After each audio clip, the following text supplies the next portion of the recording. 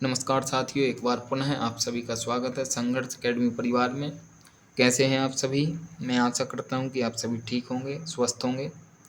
चलिए आज की वीडियो की शुरुआत करते हैं। आज की वीडियो में हम 8वां प्रैक्टिस सेट को कंप्लीट करेंगे। यह बाल विकास शिक्षा शास्त्र विकास की विभिन्न अवस्थाएं अध्याय 2 से संदर्भित है। चलिए शुरुआत करते हैं। सेशन को सभी लोग शेयर कर दें। यह है आज का हमारा पहला प्रश्न और इस श्रृंखला का 37वां प्रश्न है। देखिए क्या है पहला प्रश्न। क्या है? किशोरावस्था में संवेगों की तीव्रता किस प्रकार होती है? तो हमको बताना है कि किशोरावस्था में संवेगों की तीव्रता किस प्रकार होती है। पहला ए ऑप्शन है व्यवसाय की समस्या, बी ऑप्शन है प्रतिकूल पारिवारिक संबंध, सी ऑप्शन है नई परिस्थिति के साथ समायोजन, या डी ऑप्शन है उपरोक्त सभी। तो इनमें से कौन सा ऑप्शन सही होगा जो किशोरावस्था में संवेगों की तीव्रता से संबंधित है? बताइए इसका सही जवाब क्या होगा।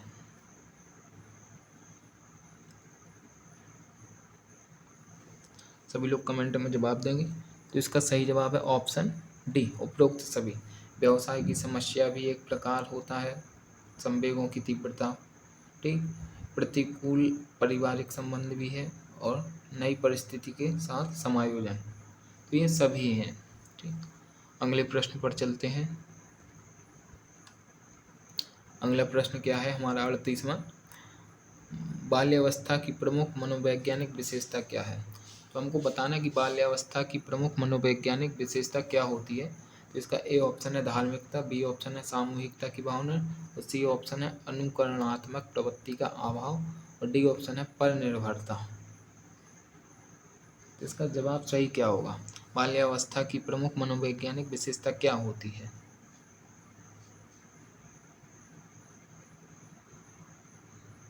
सभी लोग कमेंट में जवाब देंगे और सेशन को शेयर कर दें सभी लोग।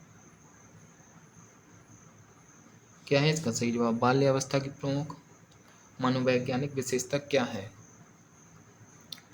तो इसका सही जवाब क्या होगा?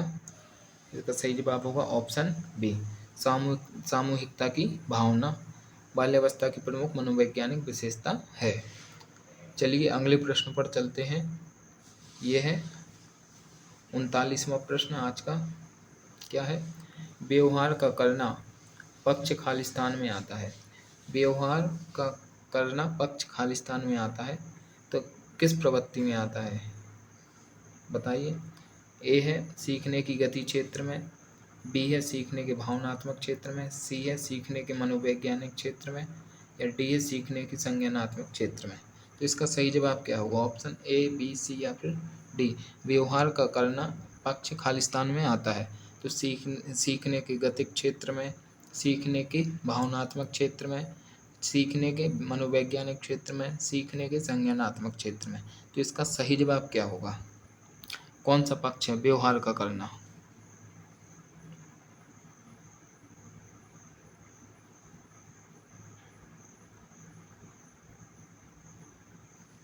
तो इसका सही जवाब होगा ऑप्शन ए, सीखने के गतिक क्षेत्र में।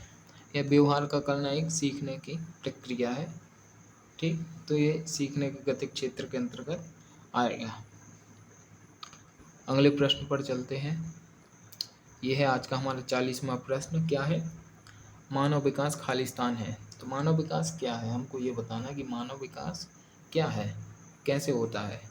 मानव विकास मात्रात्मक होता है, मानव विकास गुणात्मक होता है, मानव विकास कुछ सीमा तक अमापनीय होता है, जिसको कुछ सीमा तक मापा जाता है उसके बाद नहीं मापा जा सकता, या फिर ए और बी दोनों, मात्रात्मक और गुणात्मक दोनों।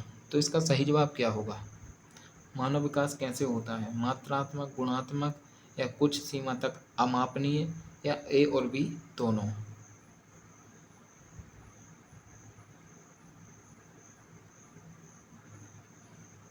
क्या होगा इसका सही जवाब?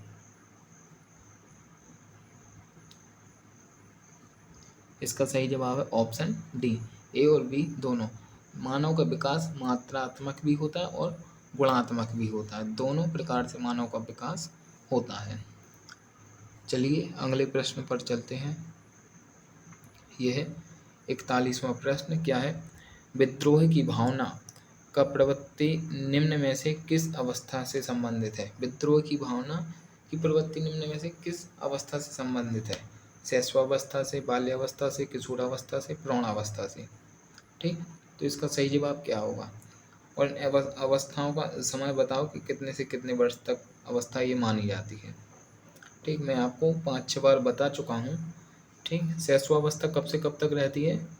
तो शैशवावस्था है वो जन्म से 5 वर्ष तक। कब तक? 5 वर्ष तक। बाल्यावस्था कब से कब तक रहती है बताओ?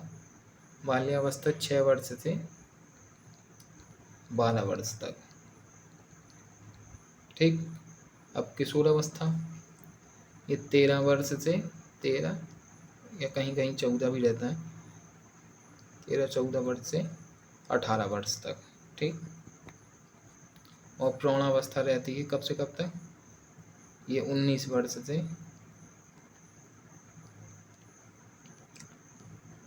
मृत्यु तक। ठीक, तो इसका सही जवाब क्या होगा? विद्रोह की भावना का प्रवृत्ति निम्न में से किस अवस्था से संबंधित है? तो इसका सही जवाब क्या होगा? शैशवावस्था, बाल्यावस्था, किशोरावस्था या प्रौढ़ावस्था।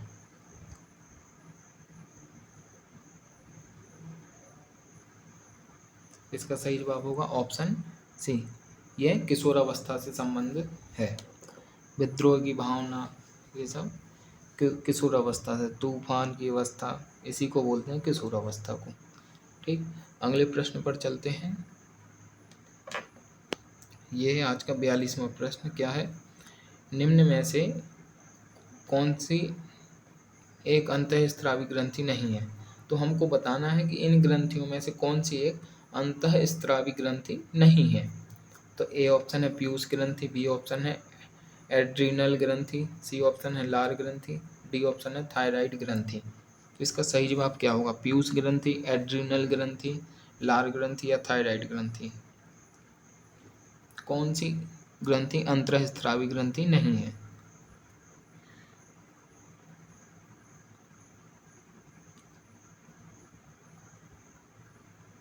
इसका सही जवाब होगा ऑप्शन सी, यह अंतःस्रावी ग्रंथि नहीं है। ठीक, चलिए अगले प्रश्न पर चलते हैं। यह है आज का 43वां प्रश्न क्या है?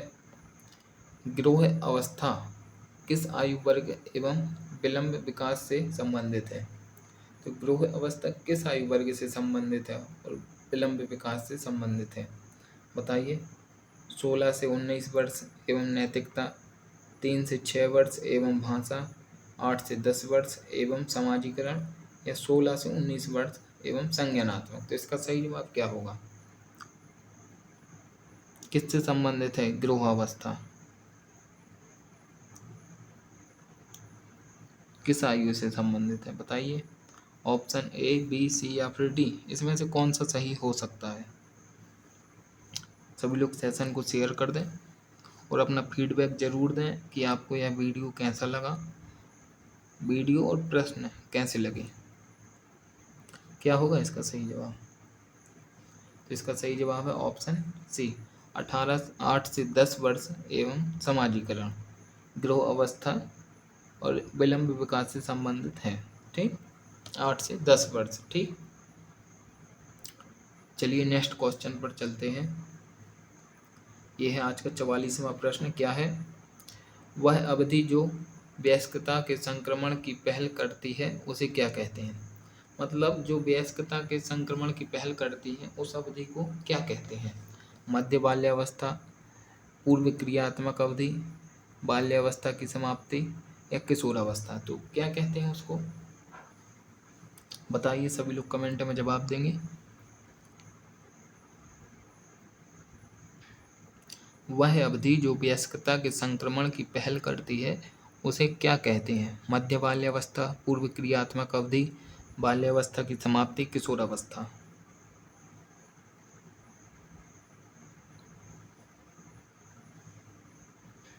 तो इसका सही जवाब होगा ऑप्शन डी, ठीक, किशोरावस्था। किशोरावस्था ही वयस्कता के संक्रमण की पहल करती है। चलिए नेक्स्ट क्वेश्चन पर चलते हैं। यह है आज का हमारा 45वां प्रश्न। क्या है? उचित यौन शिक्षा खालिस्तान अवस्था पर प्रदान की जानी चाहिए। कब प्रदान करना चाहिए बताइए। ए ऑप्शन है बाल्यकाल में, या बी ऑप्शन है किशोरावस्था में, सी ऑप्शन है वयस्क, डी ऑप्शन है प्रारंभिक बाल्यकाल में। तो कब उचित यौन शिक्षा अवस्था पर प्रदान की जानी चाहिए, खालिस्तान अवस्था पर प्रदान की जानी चाहिए? तो इसका सही जवाब क्या होगा? ऑप्शन ए, बी, सी या फिर डी।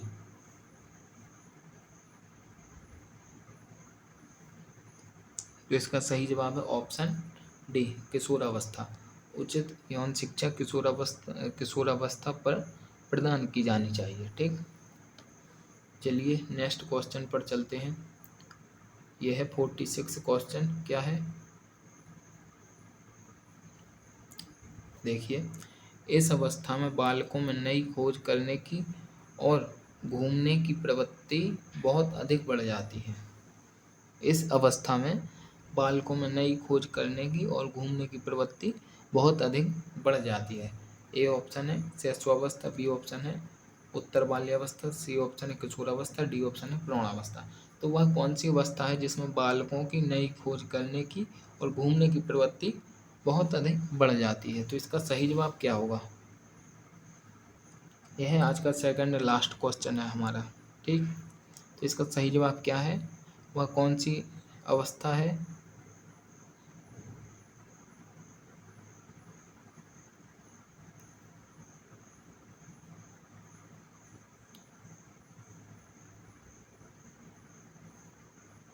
तो इसका सही जवाब होगा ऑप्शन बी, उत्तर बाल्यकाल। इस अवस्था में बालक नई खोज करने और घूमने की प्रवृत्ति बहुत अधिक होती है। चलिए आज के लास्ट क्वेश्चन पर चलते हैं। ये है 47 क्वेश्चन। शैशवावस्था की विशेषता नहीं है। तो हमको इन चार ऑप्शन में से बताना है कि शैशवावस्था की विशेषता नहीं है, कौन सी नहीं है? शारीरिक विकास की तीव्रता, या दूसरों पर निर्भरता, नैतिकता का होना, मानसिक विकास में तीव्रता। तो यह शैशवावस्था की विशेषता इनमें से कौन सी नहीं है?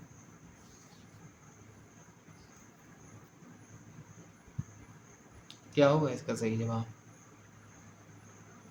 तो शैशवावस्था जो होती है वो जन्म से 5 वर्ष तक होती है। इसमें शारीरिक विकास की तीव्रता तो होती है, दूसरों पर निर्भर भी रहते हैं। अब जन्म से 5 वर्ष तक बालक आत्मनिर्भर तो हो नहीं सकता, वो दूसरों पर ही डिपेंड रहेगा ना। और डी होता है मानसिक विकास में तीव्रता। ठीक, तो इसका सही जवाब क्या है? ऑप्शन सी, नैतिकता का ना होना। अब एक जन्म से 5 साल का बच्चा कौन सी नैतिकता सीखेगा? बताइए। तो शैशवावस्था की विशेषता नैतिकता का ना होना ये नहीं है। ठीक, तो इसका सही जवाब होगा ऑप्शन सी। इस प्रकार से हमने आज इस 8वें वीडियो सेशन में प्रैक्टिस सेट में 11 क्वेश्चन किए हैं। ठीक, इससे पहले हम 3 वीडियो प्रैक्टिस सेट वाले वीडियो अपलोड किए हैं, उनमें सारे क्वेश्चन हैं। सभी लोग क्रम से देखें, अच्छी बात है। अब वीडियो को पूरा ज़रूर देखें, यह आपके लिए वर्ग 3 में बहुत ही लाभदायक होगा, यूजफुल रहेगा, है ना। ये आपको तब पता चलेगा जब आप पेपर देने के बाद देखेंगे इस वीडियो को। यह तब पता चलेगा कि इसमें से कितना क्वेश्चन फंसा है, कितना नहीं फंसा है। ठीक, और सभी लोग सेशन को शेयर ज़रूर करें, है ना। इससे हमारा भी उत्साह बढ़ता है वीडियो बनाने का, क्वेश्चन बनाने का, है ना। चलिए मिलते हैं अगले वीडियो में। तब तक के लिए सभी के लिए जय हिंद, जय भारत।